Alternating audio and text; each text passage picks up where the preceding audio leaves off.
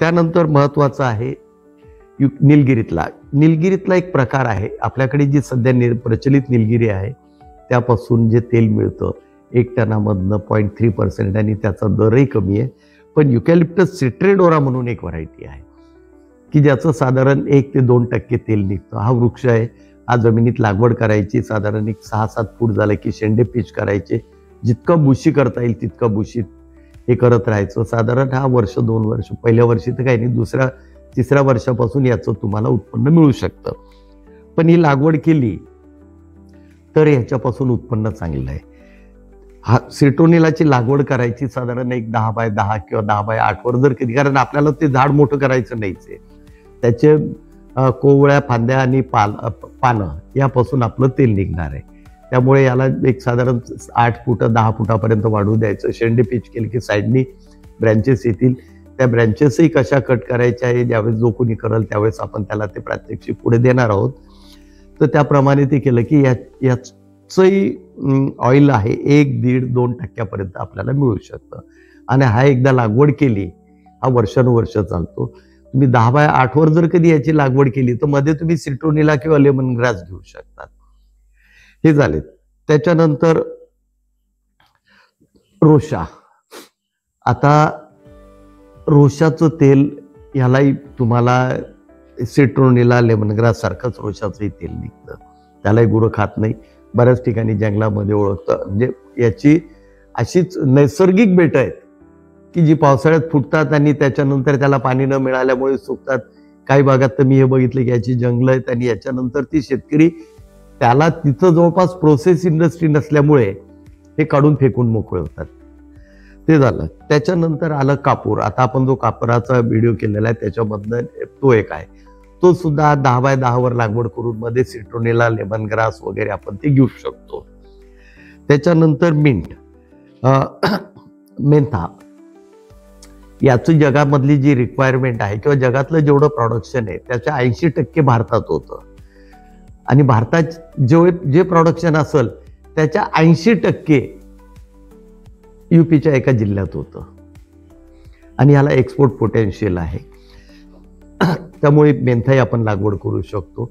आता कसं आहे, जी क्लायमेट परिस्थितीनुसार आता हे इतके प्रॉडक्ट आहेत की प्रत्येक प्रॉडक्टवर जर कधी आपण हे करायचे म्हटले तसे प्रत्येक प्रॉडक्टवर आपल्याला एक सेपरेट व्हिडिओ बनवावे लागणार आहे.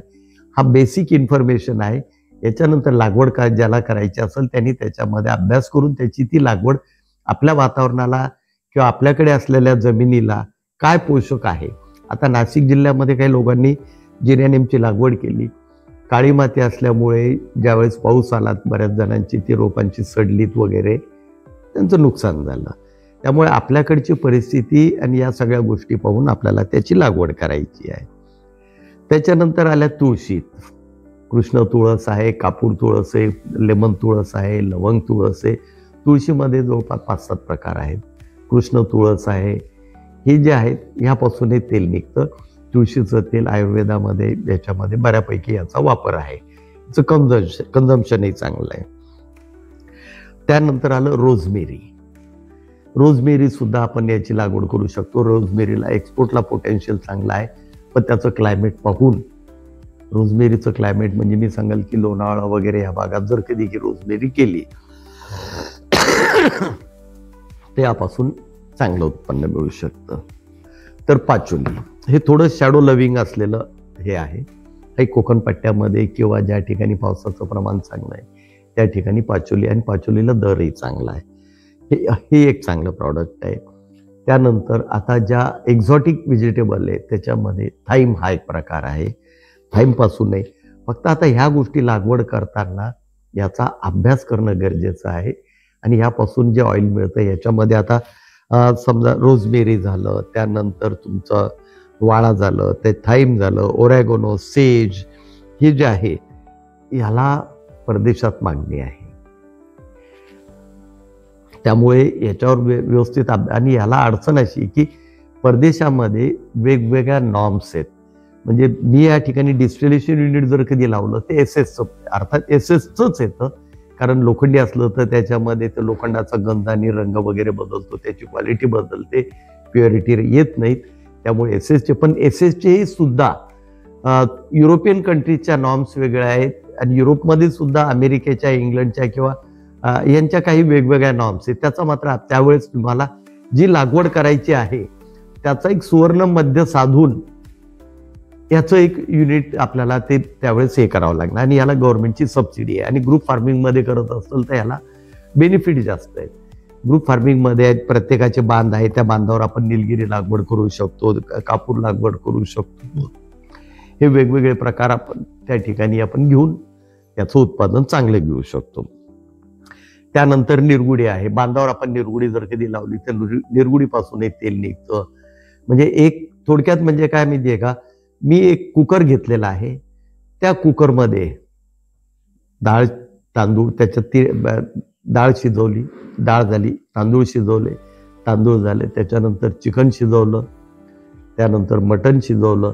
म्हणजे हा कुकर जो डिस्टिलेशन युनिट आहे हा एक कुकर आहे. त्यामध्ये तुम्ही यातलं जे टाकाल त्यापासून तुम्हाला तेल काढता येणार आहे. हे तेल काढल्यानंतर फक्त एवढंच आहे की तुम्हाला त्या सिस्टीमने एकदा स्टीम वॉश म्हणजे तो पहिल्याचं जे आपण जे काही थोडक्यात म्हणजे आधी गवती चहाचं तेल काढलेलं आहे, तो गवती चहाचा अरोमा किंवा तो वास पुढच्या याच्यात येऊ नये म्हणून तो आपल्याला पुन्हा साफ करायचा. म्हणजे एकदा समजा जर कधी गवती चहाचा आपल्याला एक 8 दिवसाचा आपण शेड्यूल ठेवलं, 8 दिवसानंतर तो वॉश करायचा आणि एकदा बॉयलर पेटवला की हा 24 तास चालला पाहिजे. कारण तुम्हाला ते टेम्परेचर यायला जे काही लाकूड लागणार आहे तर ते लाकूड जे आहे ते तुमचं ज्वलन कमी होईल, त्यामुळे तुमचा उत्पादन खर्च कमी होणार आहे. आणि एकदा का बॉयलर पेटून तुम्हाला ते टेम्परेचर आलं की तुम्हाला फक्त याचे 2 वेगवेगळे बॅरल येतात. एका बॅरलमधनं डिस्टिलेशन चालू असतं, तोपर्यंत दुसरा रिफिल केला जातो की तिकडचं काढून हे केलं की त्याच्यानंतर फक्त कॉक फिरवला की इकडे जाणारी वाफ आहे ती या कुकरला येते आणि या कुकरला ज्यावेळेस याचं तेल निघतंय त्याच्यामध्ये तोपर्यंत आपल्याला याचं मटेरियल रिप्लेस करता येतं. पण ज्यावेळेस सिट्रोनिला संपल त्यावेळेस हे दोन्ही आहे हे ते वॉश करून घेता येतात. किंवा एका ह्याच्यात सिट्रोनिला घेऊ शकता तुम्ही आणि एका ह्याच्यात लेमन ग्रास घेऊ शकता. पण बेटर वे आहे की एकदा सिट्रोनिला केल्यावर सिट्रोनिलाच आणि लेमन ग्रास केल्यानंतर लेमन ग्रासच. त्यामुळे पुढचे त्रास. आणि या व्यतिरिक्त तुम्ही ज्यांनी आता कोकणामध्ये दालचिनीची लागवड केली, दालचिनीची पानंही विकली जातात, पण दालचिनीच्या पानांपासूनही तेल निघतं. दालचिनीच्या याच्यापासून जी बार्क आहे म्हणजे त्याची जी साल आहे त्याच्यापासूनही तेल निघतं. पण आपली जर कधी पानं वेस्ट जाणार असतील तर त्यातूनही आपण तेल काढू शकतो. तसं गलंगल, आता गलंगल हे आता आपल्याकडचं आहे, त्याला आपण अल्पिनिया हे जे आहे त्यातला जो प्रकार आहे हा तुमच्या चायनीज फूडमध्ये वापरला जातो. पण याच्या पानापासून सुद्धा तेल निघतं. गलंगलची रूट वापरली जातात, पण त्यानंतर ही जी पानं आहेत त्यापासून सुद्धा आपल्याला तेल काढता येतं. त्यानंतर आता आणखीन असे जे प्रकार आहेत, कुणाची वेलदोड्याची लागवड असेल, ज्यावेळेस वेलदोडा साफ करतो आपण त्याच्या ह्याच्यामध्ये आपल्याला थोडंफार जर कधी एक अर्धा टन पाऊण टन जर कधी ती पानं आपण ज्यावेळेस वेलदोडा काढल्यानंतर साफसफाई करतो ती अर्धवट सुकलेली पानंही चालतात, पूर्ण सुकलेली चालतात आणि ओली सुद्धा चालतात. त्यापासूनही आपण तेल काढू शकतो. त्यानंतर सब्जा आहे, सब्जाचंही तेल काढू शकतो. कढीपत्त्याचं तेल तुम्ही जर कधी आज याच्याहून मागवलं ॲमेझॉन वगैरे पासून तर तुम्ही कढीपत्त्याचंही तेल जे आहे ते काढू शकतात. हे वेगवेगळे आपल्याकडे कुकर आहे, त्यामुळे आपल्याकडे जर कधी 20 प्रॉडक्ट असले तर आपण त्याचं फक्त त्याचं ज्या नॉर्म्स आहे त्या पाळल्यात तर आपल्याला छोट्या पॅकिंगमध्ये त्याचं आपण ब्रँड बनवू शकतो बुवा. त्याच्यानंतर तुमची कृष्ण तुळस आहे, वेखंड आहे. वेखंडच्या पानापासून सुद्धा एक उग्र अरोमा जो आहे तो तयार होतो. त्यातला काही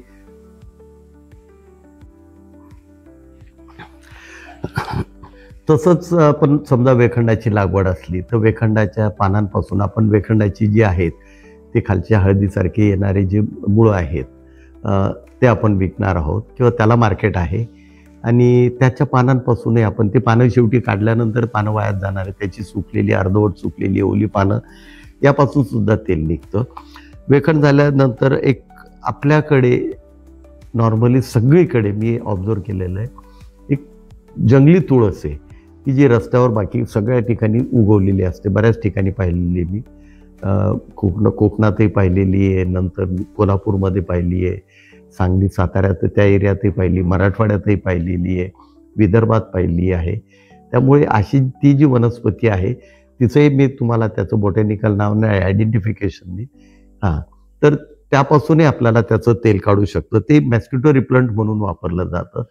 त्यानंतर निरगुडी. निरगुडी हा जो प्रकार आहे हा बांधावरचा जो आहे यालाही कुठले गुरं खात नाहीत आणि बहुतेक लोकांच्या शेताच्या बांधावर निरगुडी आहे. त्याच्यामध्ये निरगुडीचं तेल, फक्त तेलाचं जे आहे त्याच्यामध्ये एक मागून जांभळं असं एक पान असलेलं जे आहे त्याच्यामध्ये तेलाचं प्रमाण चांगलं आहे. मसाज वगैरे किंवा सांधेदुखी, वातविकारावर त्याचं तेल, त्याचा दरही महाग आहे. त्याची आपण त्याच्यापासूनही त्याच्या कोळ्या, फांद्या, पानांपासून आपण त्याचं तेल काढू शकतो. ते झालं. त्याच्यानंतर एक कोकणपट ह्याच्यामध्ये एक बासमती म्हणून एक गवतातला पेंडानसमधला एक प्रकार आहे ज्याला आंबेमोहर म्हटलं जातं. आंबेमोहर जो आहे ह्यापासूनही एक तेल निघतं. आजकाल हॉटेलवाले जे आहेत तो दिल्ली राईस मोठा आणायचा, तो शिजवायचा आणि या तेलाचे 4 थेंब जर कधी टाकलेत तर त्याला तो बासमतीचा वास येतो. त्यामुळे तो एक आहे आणि तो त्याचं ऑइल किडनी वगैरेच्या याच्यासाठी जे आहे, म्हणजे आजार वगैरे आहे त्यापासून जे एक्स्ट्रॅक्ट निघतो तो किडनी दुरुस्तीसाठी, किडनीचं औषध म्हणूनही त्याचा उपयोग होतो. फक्त हे काढताना तुम्हाला एक सिस्टीम आपल्याला ठेवावी लागणार आहे की जी फूड ग्रेड आपण जे करणार आहोत त्या फूड ग्रेडच्या ह्या सगळ्या या लायसन्सच्या या नॉर्म्स वगैरे आहेत त्याप्रमाणे आपल्याला ते डिस्टिलेशन युनिट किंवा 2 1-1 टनाचे डिस्टिलेशन युनिट आणि एक 200 किलोचं डिस्टिलेशन युनिट जे आहे की ज्याच्यामध्ये बासमती आहे, कढीपत्ता आहे की ज्याच्यापासून कमी हे निघू शकतं वगैरे, असे अजून भरपूर हे आहेत की ज्याच्यापासून आपण त्याची तेलं काढू शकतो. फक्त एवढंच आहे की त्याचं एक्सपोर्ट पोटेन्शियल आणि आपला उत्पादन खर्च आणि ह्या गोष्टींचं असं आहे की एकदा लागवड जर कधी केली तर ही तुमची म्हणजे बरीच वर्षानुवर्ष, म्हणजे 4 वर्ष 5 वर्ष, निलगिरी वगैरे म्हटली किंवा निरगुडी वगैरे म्हटली तर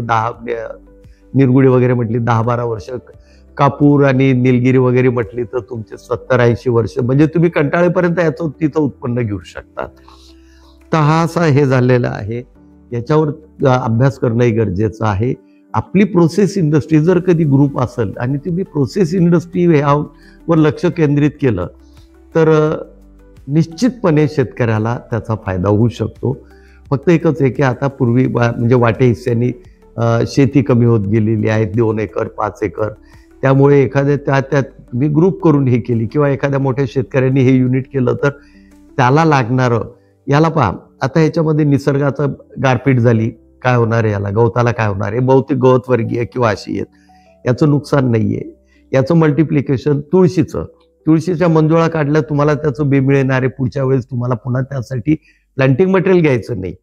सिट्रोनिला, लेमन ग्रास, रोशा, हे फक्त सब्जा वगैरे ह्या ज्या गोष्टी आहेत ना फक्त आपल्याला एकदाच आणायच्या आहेत. याचं मल्टिप्लिकेशन आपल्याकडे त्या पद्धतीने आपणही करू शकतो जेणेकरून आपलं दरवेळेस जी कॉस्ट म्हणजे आपण, आणि सगळ्यात महत्त्वाची गोष्ट आपण जी वर्षामध्ये 2 पिकं 3 पिकं घेतो पण 3 पिकावेळेस आपण 3 वेळा बी खरेदी करतो, 3 वेळा शेती तयार, आपला खर्च जो आहे तो वाचतोय. आणि प्रोसेसमुळे तुम्ही हे मटेरियल, आता फॉर एक्झाम्पल मी जर कधी सिट्रोनिलाचं ऑइल जर कधी माझ्याकडे माझ्या गाडीमध्ये मी डिकीमध्ये 100 किलो नेलं तर 100 किलो × 1000 म्हणजे लाखाचं झालं. ट्रान्सपोर्टेशन कॉस्ट वाचली. याचं जर कधी आता माझ्याकडे हे इतके प्रकार आहे, कुकर आहे आणि मी जर कधी ह्यामध्ये आणखीन ॲडिशनल जे काही असतील आपल्या वातावरणाला सुटेबल ते जर कधी केले तर माझ्याकडे 20 प्रॉडक्ट 25 प्रॉडक्ट होऊ शकतात. मी माझा ब्रँड तयार करू शकतो, काही मटेरियल क्वांटिटीत विकू शकतो. काही फार्मास्युटिकल कंपन्या आहे, जशी लागवड करल तसं यांच्याशी कॉन्टॅक्ट करणं. तसंच मुंबईमध्ये प्रिन्सेस स्ट्रीटला परफ्यूम इंडस्ट्री मोठ्या प्रमाणावर आहे, त्यांच्याशी कॉन्टॅक्ट करून किंवा बँगलोरमध्ये ह्याच्यापासून हे जे तेल घेऊन याचं फ्रॅक्शनल डिस्टिलेशन म्हणजे यातले जे 4 घटक 3 घटक 5 घटक असतात हे वेगवेगळे केले जातात त्यांच्याशी, आणि ते फार्मास्युटिकलला पुरवतात. तो थोडा किचकट जॉब असल्यामुळे आपण त्यांच्याशी संपर्क बांधून त्यांचं हे क्रूड मटेरियल झालं, आपलं हे फिनिश प्रॉडक्ट झालं, हे त्यांना जर कधी दिलं त्यांना ते रेडीमेड मिळालं तर त्याच्यापासून तुम्हाला ते करू शकतं. आणि अशी जर कधी तुम्ही लागवड केली तर त्या ठिकाणी तुमचं एखादं आणखीन एक म्हणजे एक पिकनिक पॉईंटही तो तयार होतो. त्यापासूनही तुम्हाला जी तुमच्याकडे लोक येणार असतील त्यांना तुमची ही प्रॉडक्ट तुम्ही विकू शकतात. तेल काढल्यानंतर जे गवत किंवा जो पालापाचोळा राहतो त्याच्यावर रॉक फॉस्फेट हे टाकल्यानंतर त्याचं जे तुमचं ऑर्गॅनिक मॅन्युअर होणार आहे ते सुद्धा आपल्या शेतामध्ये आपण वापरू शकतो, जेणेकरून आपले खर्च वाचतात. प्लांटिंग मटेरियल, शेती तयार करणे वगैरे वगैरे जे आहेत ना, याच्यावर फक्त अभ्यासपूर्वक व्यवस्थित याच्यामध्ये करू शकतात. पुन्हा ठीक आहे, आवडला असेल तर लाईक करा, सबस्क्राईब करा, शेअर करा. धन्यवाद.